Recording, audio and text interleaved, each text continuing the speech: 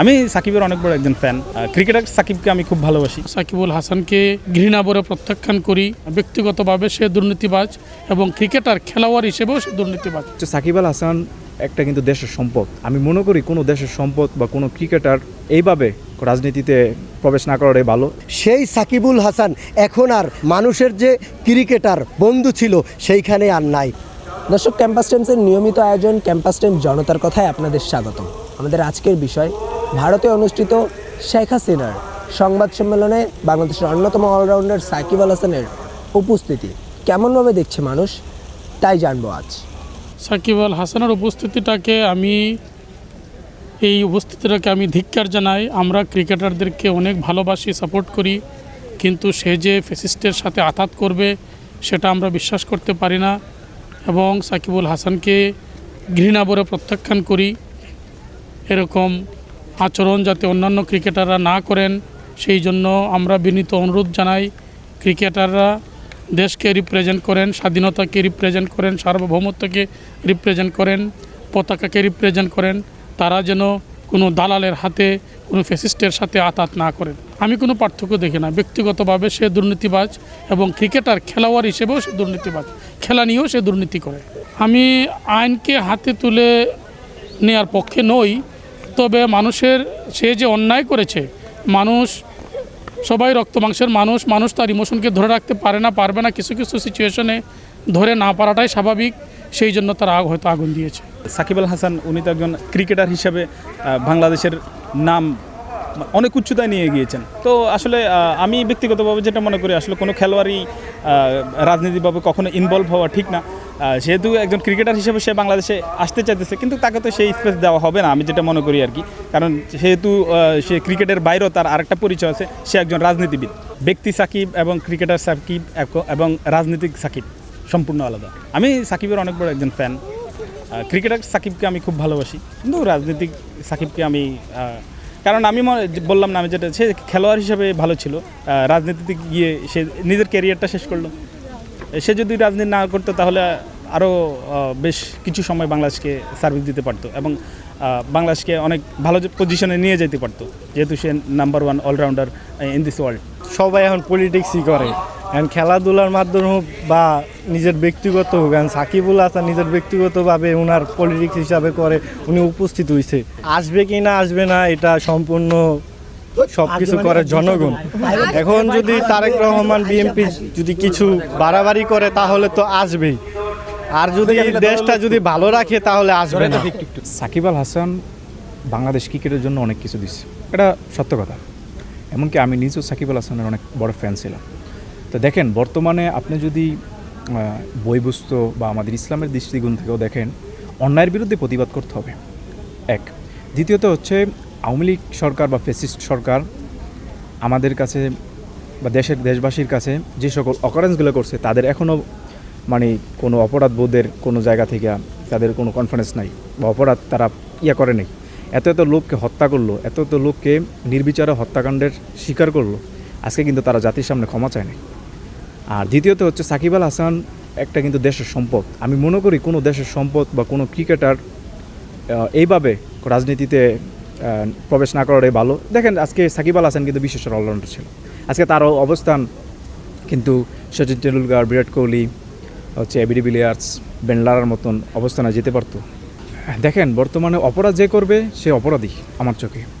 তো ব্যক্তি সাকিব সে কিন্তু একটা অপরাধী।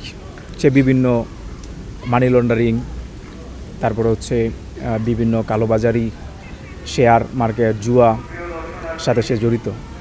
আর ক্রিকেটার সাকিব সে অনেক ভালো খেলে, অনেক ভালো প্লেয়ার।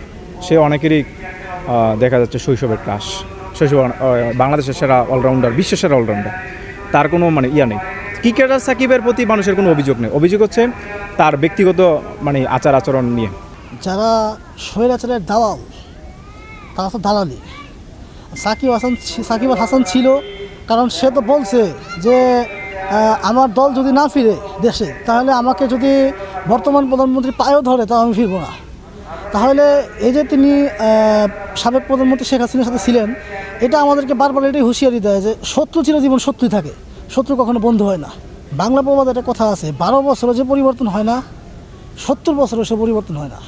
এই কারণেই ব্যক্তি সাকিব আর খেলোয়াড় সাকিব আসলে যেটাই বলি পার্সোনাল আসলে যেদিক থেকেই বলি সব দিকে আসলে একই কথা, ব্যক্তি সাকিব আর খেলোয়াড় সাকিব ঘুরে ফিরে একই। যেই সাকিবুল হাসান শুধু একজন ক্রিকেটার ছিল, বাংলাদেশের মানুষের কাছে, বিশ্বের কাছে তার একটা জনপ্রিয়তা ছিল, কিন্তু যখন দোসরের সাথে এক হয়ে, হাসিনার সাথে একমত হয়ে যখন বিনা ভোটে এই সাকিবুল হাসান এমপি হয়েছিলেন, অতএব সেই অবৈধ সরকারের, যে সরকার অবৈধ ছিল, তার একজন দোসর হয়ে সে যখন অর্থাৎ হাসিনার অনুসারী হয়েছে, তখন কিন্তু সে আর ক্রিকেটার নাই এবং সে কিন্তু আর মানুষের যে প্রেম ভালোবাসা, তার শ্রদ্ধা ছিল, সেই শ্রদ্ধার জায়গা কিন্তু সে হারিয়ে ফেলেছে। অতএব সে কিন্তু খুনি। তার কারণে, তার কথায় অর্থাৎ মানুষ খুন হয়েছে, গুম হয়েছে, অত্যাচারিত হয়েছে। অতএব সেই সাকিবুল হাসান এখন আর মানুষের যে ক্রিকেটার বন্ধু ছিল সেইখানে আর নাই। অতএব যখন একটা মানুষ ভালো কাজ করে তখন সে স্যালুট পাওয়ার যোগ্যতা অর্জন করে, আর যখন সে খারাপ করে তখন কিন্তু মানুষ সিসি দেয় এবং মানুষ আর তারে ভালো চোখে দেয় না। অতএব সাকিবুল হাসান এখন অর্থাৎ সিসি পাওয়ার যোগ্য, সে আর ভালো কিছু আশা করা যায় না।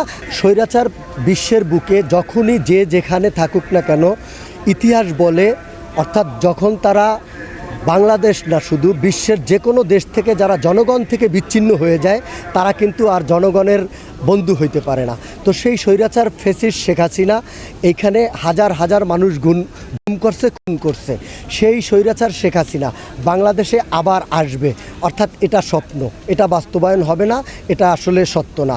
এবং অর্থাৎ সাকিবুল হাসান সেই স্বৈরাচারের একজন দোসর, অর্থাৎ যে হাসিনার অনুসারী, অর্থাৎ যারা মানুষকে মারছে, মানুষের উপরে অত্যাচার করছে, জুলুম করে, নির্যাতন করছে, তারা কখনো বাংলাদেশের বন্ধু হইতে পারে না, বাংলাদেশের জনগণের বন্ধু হইতে পারে না। অতএব এই সাকিবুল হাসান না শুধু, অর্থাৎ হাসিনার সাথে যারাই এই আন্দোলন প্রতিহত করার জন্য হাজার হাজার মানুষের জীবন কেড়ে নিয়েছে এবং তার সাথে একমত পোষণ করছে, এই ধরনের স্বৈরাচার যারা, তারা কখনো বাংলাদেশের বুকে আর কখনো রাজনীতি করতে পারবে না এবং বাংলাদেশের জনগণের বন্ধু হতে পারবে না।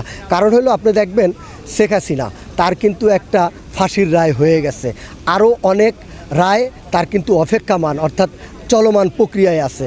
অতএব আমি মনে করি শুধু সাকিবুল হাসান না, শুধু হাসিনা না, স্বৈরাচারের দোসর যারাই, অর্থাৎ এখন ইন্ডিয়ায়, বিশ্বের যে কোনো জায়গা তারা পালিয়ে আছে, সবার শাস্তি হবে এবং শাস্তি ভোগ করতে হবে। এবং বাংলাদেশের বর্তমান অবস্থা, অর্থাৎ আইনের প্রতি শ্রদ্ধা রাখতে হবে এবং যে আইন অর্থাৎ দীর্ঘ বিগত দিন অর্থাৎ ভোটের অধিকার ছিল না, কথা বলার অধিকার ছিল না, মানুষের যে স্বাধীনতা, বাক স্বাধীনতা ছিল, সেই স্বাধীনতা যারা হরণ করছে, অর্থাৎ তারা আবার নতুন করে বাংলাদেশে আসবে, রাজনীতি করবে, এটা আসলে বাংলাদেশের জনগণ মেনে নেবে না। আবারও নতুন কোনো বিষয় নিয়ে শুনবো আপনাদেরকে, জানাবো আপনাদের কথা। সে পর্যন্ত ভালো থাকুন, সুস্থ থাকুন, ক্যাম্পাস টাইমসের সঙ্গে থাকুন।